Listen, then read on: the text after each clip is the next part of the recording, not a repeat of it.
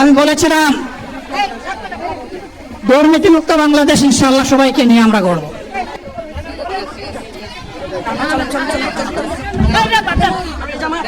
জামাতে ইসলামী যদি আল্লাহর ইচ্ছা এবং জনগণের ভালোবাসায় বাংলাদেশের মানুষের সেবা করার সুযোগ পায়, তাহলে মালিক হবে না, সেবক হবে ইনশাআল্লাহ।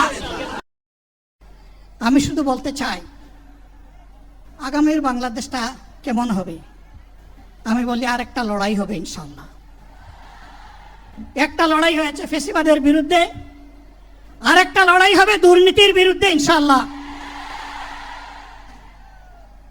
এই দুর্নীতির মূল উৎপাটন করার জন্য যা দরকার, আমরা তারুণ্য এবং যৌবনের শক্তিকে একত্রিত করে সেই লড়াইয়েও ইনশাআল্লাহ আমি জয়লাভ করব। প্রিয় ভাইরা, জামাতে ইসলামী যে দুর্নীতিমুক্ত সমাজ গড়বে তার প্রমাণ কি? তার প্রথম প্রমাণ হচ্ছে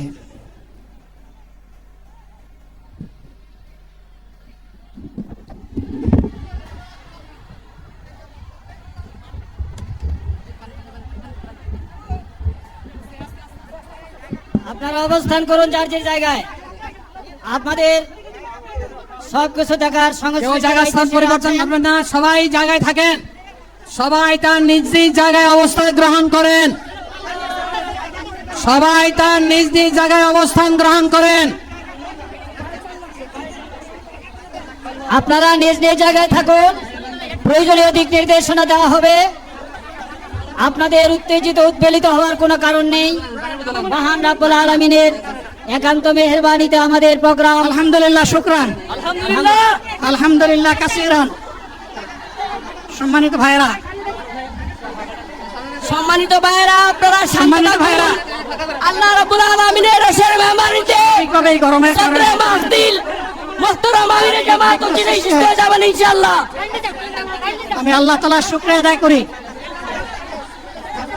আল্লাহ তাআলার শুকরিয়া আদায় করি আবার আপনাদের সামনে দাঁড়াতে পেরেছি।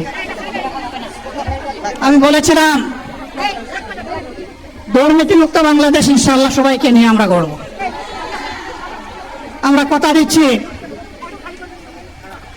বাংলাদেশ জামাতে ইসলামী যদি আল্লাহ তাআলার মেহেরবানি এবং সরকার জনগণের ভালোবাসা নিয়ে সরকার গঠন করে,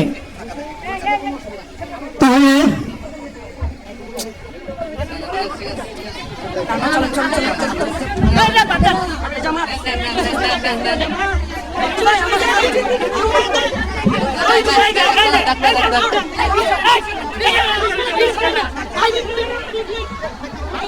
আপনারা নিজ নিজ জায়গায় অবস্থান করুন। আমাদের স্বেচ্ছাসেবকগণ আছেন, সংশ্লিষ্ট বিভাগের দায়িত্বশীল আছেন, তারা প্রয়োজনীয় ব্যবস্থা নেবেন। কারো মাইকের সামনে আসার দরকার নেই।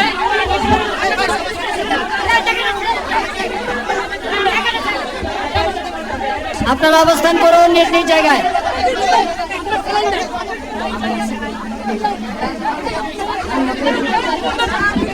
সবাই মেহরবানি করে শান্ত হয়ে বসুন, শান্ত হয়ে বসুন, শান্ত হয়ে বসুন।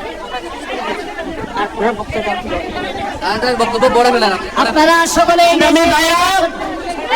আমিরে জামাত একটুখানি অসুস্থ হয়েছেন গরমের কারণে হয়েছে, কিন্তু উনি বারবারই চেষ্টা করছিলেন বক্তব্য দেওয়ার জন্য। ডাক্তাররা বলছেন ওনারা বক্তব্য রাখা ঠিক হবে না। ওনার যে বক্তৃতা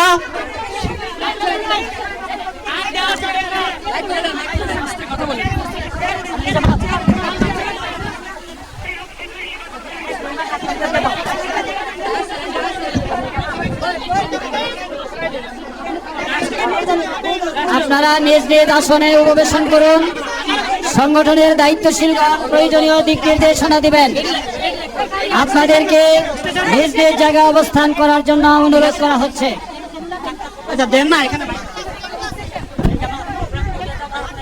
আপনাদের এই ড্রোনগুলো আলহামদুলিল্লাহ, আলহামদুলিল্লাহ। আরে আল্লাহ যত সময় আয়াত দিচ্ছেন, আল্লাহ যত সময় আয়াত দিয়েছেন তত সময় মানুষের জন্য লড়াই করবো ইনশাআল্লাহ। এ লড়াই বন্ধ হবে না, বাংলার মানুষের মুক্তি অর্জন হওয়া পর্যন্ত আমাদের লড়াই অব্যাহত থাকবে। বলছিলাম, জামাতে ইসলামী যদি আল্লাহর ইচ্ছা এবং জনগণের ভালোবাসায় বাংলাদেশের মানুষের সেবা করার সুযোগ পায়, তাহলে মালিক হবে না, সেবক হবে ইনশাআল্লাহ। আজ আমি ঘোষণা দিচ্ছি, লক্ষ জনতাকে সাথে নিয়ে বাংলাদেশ জামাতে ইসলামী থেকে যারা আগামীতে সংসদ সদস্য হিসাবে নির্বাচিত হবেন, আরে আপনারা কথা বন্ধ করেন, আপনারা কথা বন্ধ করেন, সবাই বসে পড়েন, সবাই বসেন, বসেন, কেউ দাঁড়াবেন না, সবাই বসেন। যদি আল্লাহর ইচ্ছায় জনগণের ভালোবাসায় বাংলাদেশ জামাতে ইসলামী থেকে সংসদ সদস্যরা নির্বাচিত হয়ে সরকার গঠন করেন, তাহলে কোনো এমপি, কোনো মন্ত্রী আগামীতে সরকারকে প্লট গ্রহণ করবে না। কোনো এমপি এবং কোনো মন্ত্রী ট্যাক্সবিহীন কোনো গাড়ি চলবে না। কোনো এমপি এবং কোনো মন্ত্রী তার নিজের হাতে কোনো টাকা চালাচালি করবে না। কোনো এমপি এবং কোনো মন্ত্রী যদি তার নির্দিষ্ট কোনো কাজের জন্য বরাদ্দ পেয়ে থাকেন, কাজ শেষ হওয়ার সাথে সাথে বাংলাদেশের 18 কোটি মানুষের কাছে তারা তার প্রতিবেদন তুলে ধরতে বাধ্য হবে। সম্মানিত বন্ধুগণ, চাঁদা আমরা নিব না, দুর্নীতি আমরা করব না, চাঁদা আমরা নিতে দেব না, দুর্নীতি আমরা সহ্য করব না। এই বাংলাদেশটাই আমরা দেখতে চাই। যুবকদেরকে আমরা স্পষ্ট ভাষায় বলতে চাই, বন্ধুগণ, তোমাদের সাথে আমরা আছি। আমি আজকে জামাতের আমির হিসাবে এখানে কথা বলতে আসিনি। আমি এসেছি বাংলাদেশের 18 কোটি মানুষের একজন হয়ে কথা বলতে। আমি শিশুদের বন্ধু, আমি যুবকদের ভাই, আমি বয়স্কদের সহযোদ্ধা, আমার বোনদের আমি ভাই। সুতরাং তাদের মুক্তির জন্যই আমি দায়িত্ব নিয়ে আজকে এখানে দাঁড়িয়েছিলাম। আল্লাহর ইচ্ছা শরীর আমাকে সাময়িকভাবে সহযোগিতা করে নাই, এটাও আল্লাহর ইচ্ছা যে এখন আল্লাহ আমাকে কথা বলার সুযোগ দিচ্ছেন।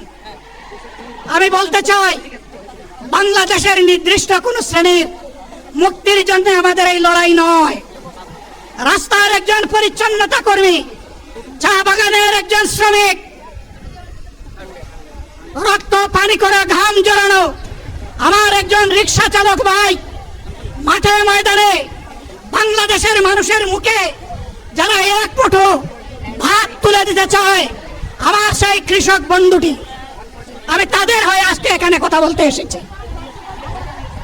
আমি কোন অভিজাত শ্রেণীর হয়ে এখানে কথা বলতে আসিনি।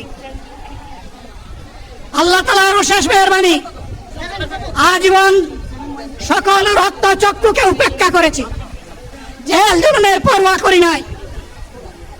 আমার আফসোস, 24 সালে জাতিকে মুক্তি দিতে গিয়ে যারা জীবন দিয়ে শহীদ হলো, আমি তাদের একজন হতে পারলাম না। আপনাদের কাছে দোয়া চাই, ইনসাফের ভিত্তিতে একটি দেশ গড়ে তোলার জন্য আগামীতে যে লড়াই হবে, আমার আল্লাহ যেন সেই লড়াইয়ে আমাকে একজন শহীদ হিসাবে কবুল করেন। সম্মানিত বন্ধুগণ, আমাদের প্রিয় শহীদ নেতৃবৃন্দ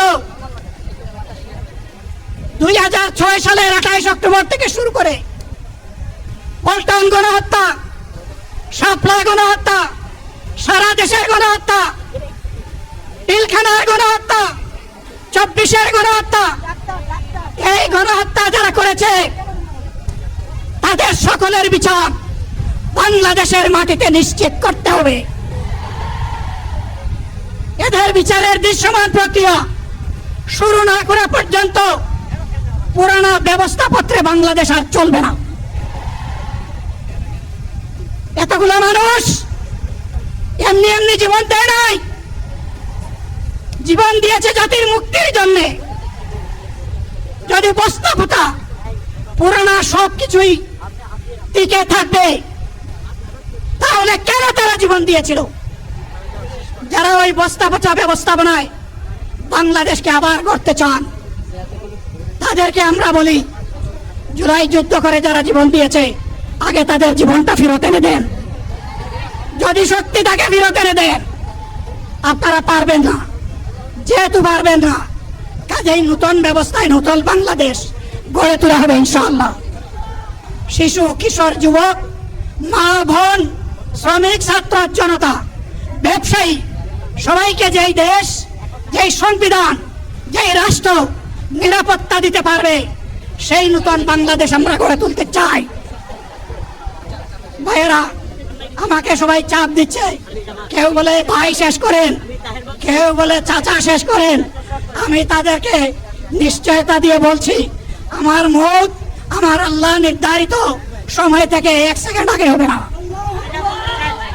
এবং হায়াত যা দিয়েছেন তার 1 সেকেন্ড আগেও আমি যাব না। অতএব মহান আল্লাহর কাছে আবারও তৌফিক চাই। আপনাদের কাছে যে কষ্ট হয়েছে, আপনারা, আমি তো এখানে শান্তিতে বসাছিলাম আর চতুর্দিকে শুধু দৃষ্টি বুলাচ্ছিলাম, কি কষ্ট হচ্ছে আমার ভাইদের। প্রিয় ভাইরা, এই কষ্ট আল্লাহর জন্য। এই কষ্ট কার জন্য? ইনশাআল্লাহ আল্লাহ তাআলা আপনাদেরকে তার উপযুক্ত যা দুনিয়া দিবেন, আখিরাতে দিবেন। আপনাদের এই ত্যাগের বিনিময়ে নতুন বাংলাদেশ আমরা পেয়ে যাব। আসুন সেই নতুন বাংলাদেশের জন্য একবার স্লোগান দিয়ে শেষ করি, নারায়ে তাকবীর। আসসালামু আলাইকুম ওয়া রাহমাতুল্লাহ।